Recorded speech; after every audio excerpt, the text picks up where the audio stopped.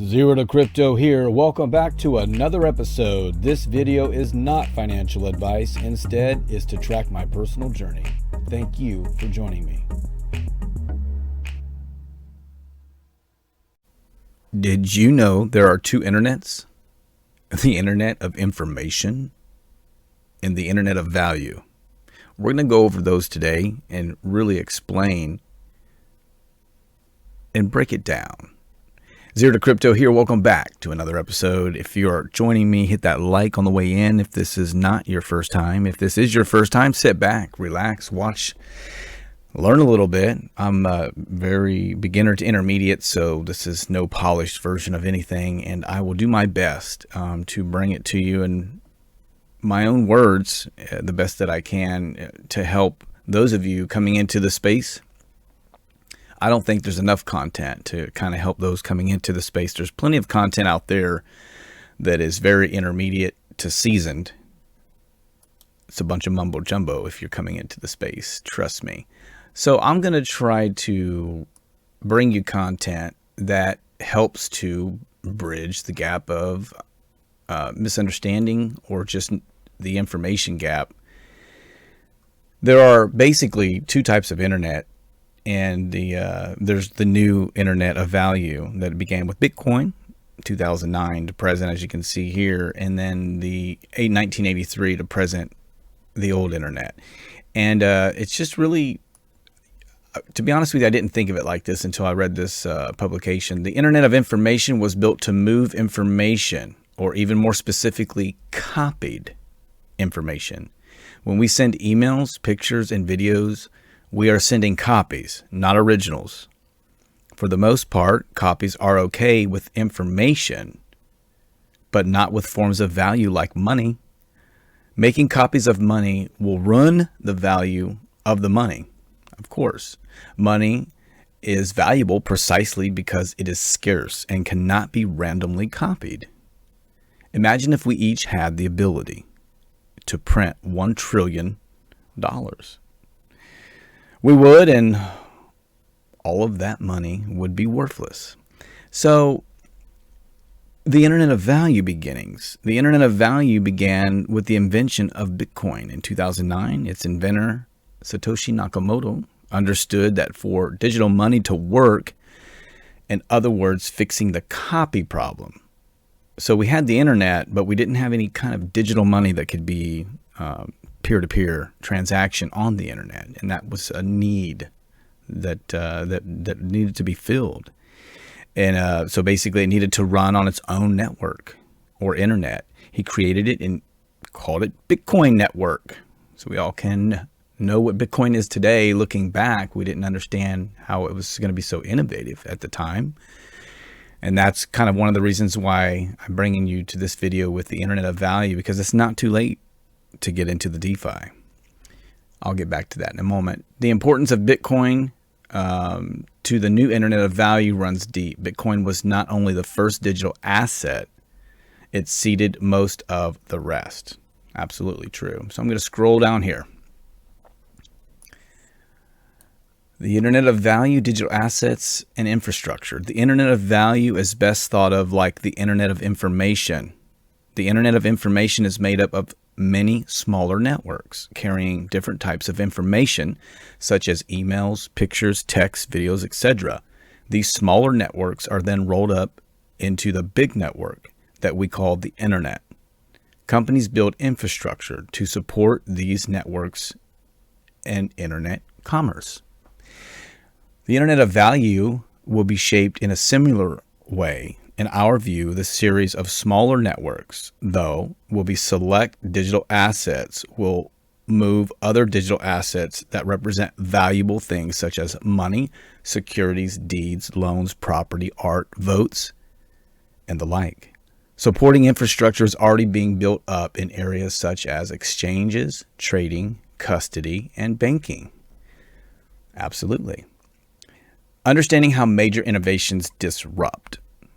And this is very good information here, and this is going to really kind of open your eyes if you haven't really seen this kind of comparison or just a graph or some type of depiction or a visual that you can actually see. Prior to the internet, consumer choices were limited. News was delivered through one local newspaper and a handful of television stations. We connected through letters and payphones, browsed music at the local music store, and bought maps at each crossed state line. I actually am old enough to remember that. The internet changed that. A global informational highway, open for anyone to use, forced local monopolies to create globally, pushing the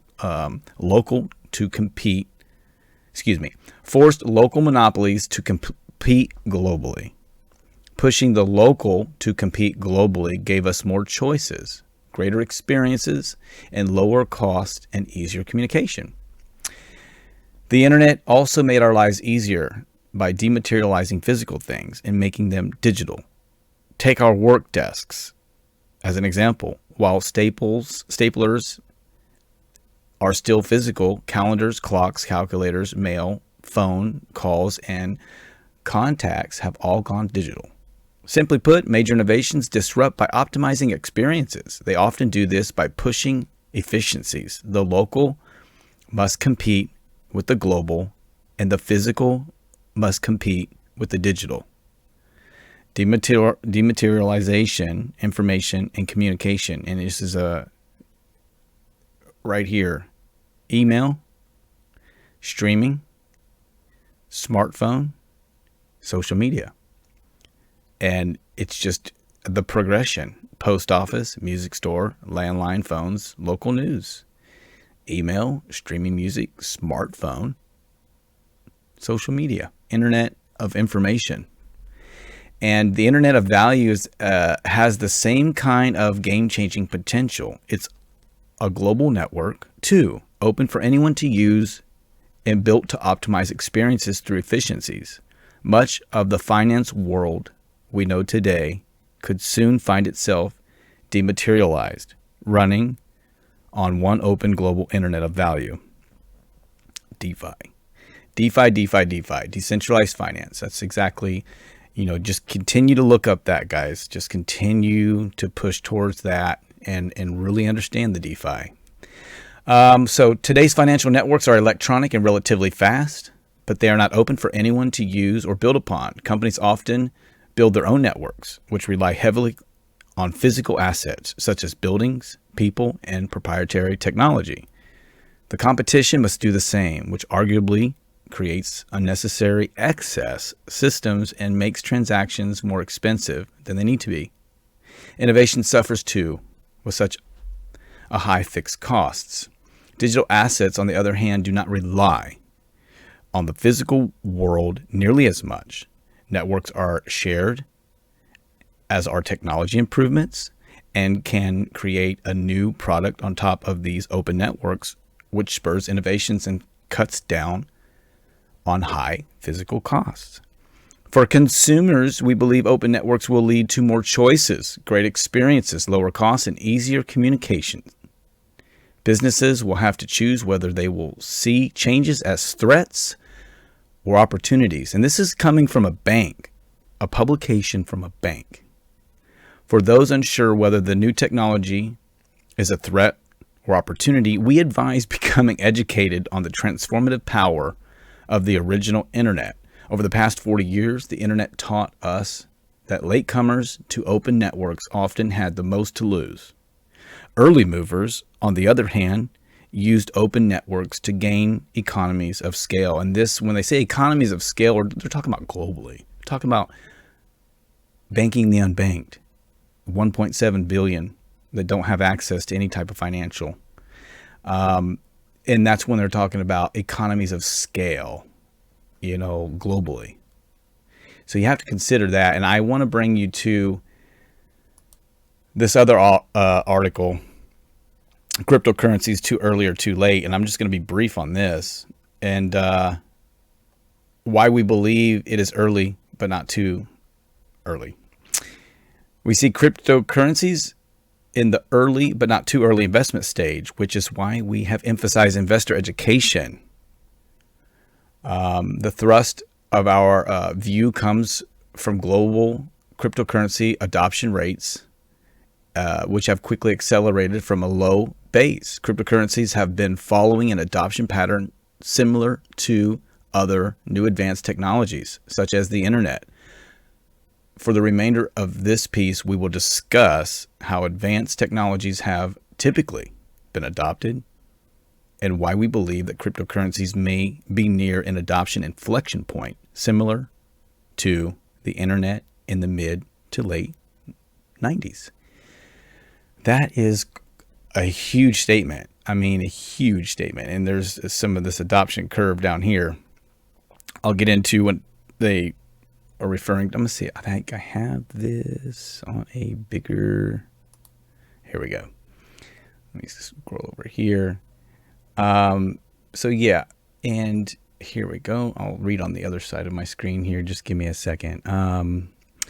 So early technology adoption. It often takes many years for consumers to widely adopt new advanced technologies. Chart 3, this chart here that you're looking at, highlights the adoption paths of select technologies new for their time. By U.S. households, rising lines indicate growing percentages of U.S. households using these technologies. Adoption typically started slowly, hit an inflection point, and then steeply accelerated.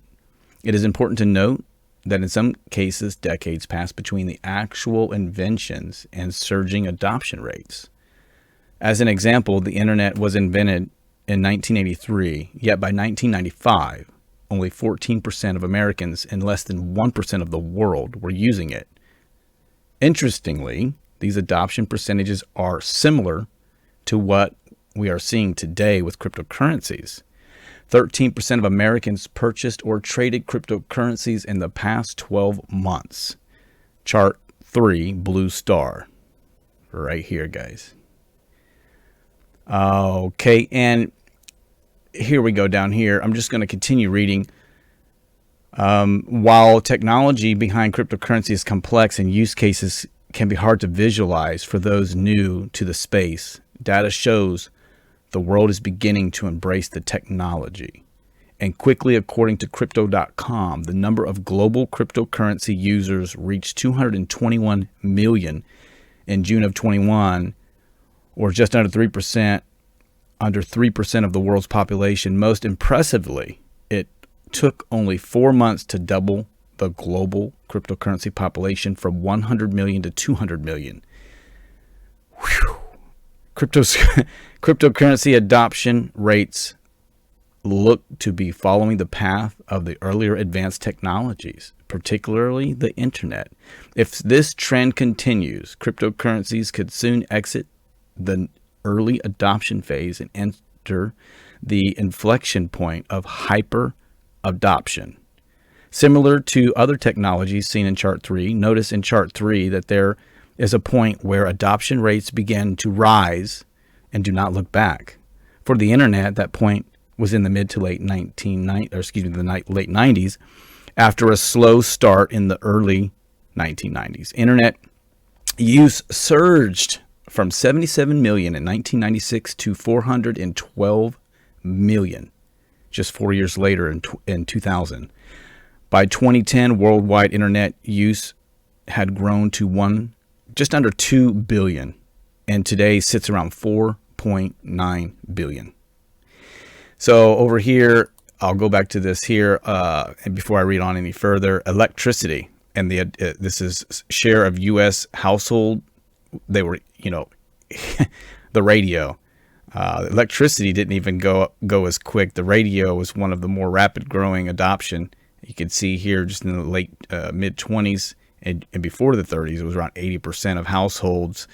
Another quick one was color TV, the internet, and, obviously crypto is still undecided and is still yet to be seen, but it's a straight up.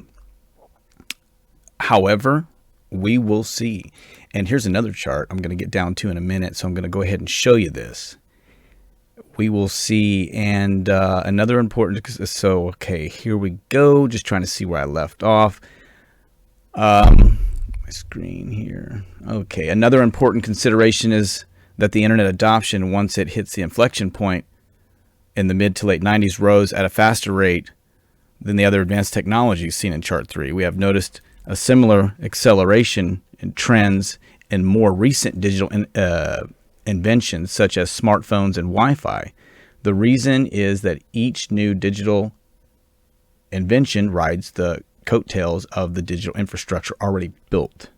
We expect that cryptocurrencies eventually will follow an accelerated adoption path similar to recent digital inventions. So on chart 4, it helps visualize why we believe that cryptocurrencies have reached an adoption inflection point similar. And basically it boils down to right here. If you see the internet adoption rate, this is the adoption curve of the internet. And if we're looking at over here, never do math in public, 5,000 million would be 5 billion. So this is the adoption curve from 93. And then it just kind of started taking off, and then it, just kind of, we didn't look back, but we're still following that same curve. And crypto users have increased significantly, as that article was saying, over the last couple of years. But if we continue on this rate, it goes on to say, obviously, could soon hit hyperinflection point, which means anyone investing in cryptocurrency, anyone investing in the DeFi, and that's where Cardano comes in. And I keep kind of bringing that to light. Ethereum, Solana, they're all into the DeFi, but Cardano's the front runner. You have to do your due diligence on Cardano. I always want to refer people to cardano.org to go check it out, see if it's an investment opportunity for you. No financial advice, but today it's just about the two internets. And, this article today really helped shine the light for me and better understanding. And I will put all of these links in the description. If you found this video helpful, please hit the like button, subscribe to the channel, hit the notification bell, comment below if you have any questions or if you have any requests for upcoming content for future videos. Thanks, guys. Have a beautiful rest of the day. Thank you for watching.